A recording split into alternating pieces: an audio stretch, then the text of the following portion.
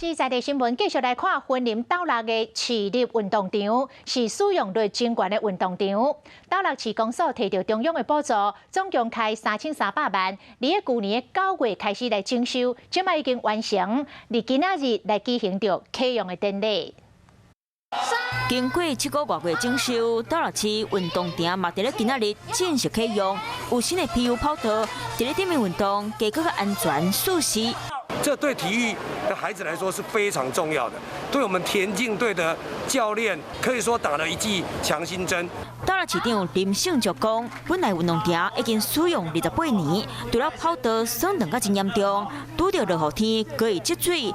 我们获得了国家田径协会400公尺的认证哈。这摆运动场征收经费达到3350万，公所讲感谢立法委员林文水向中央争取2680万的补助款，让学生有一个标准和舒适的训练所在。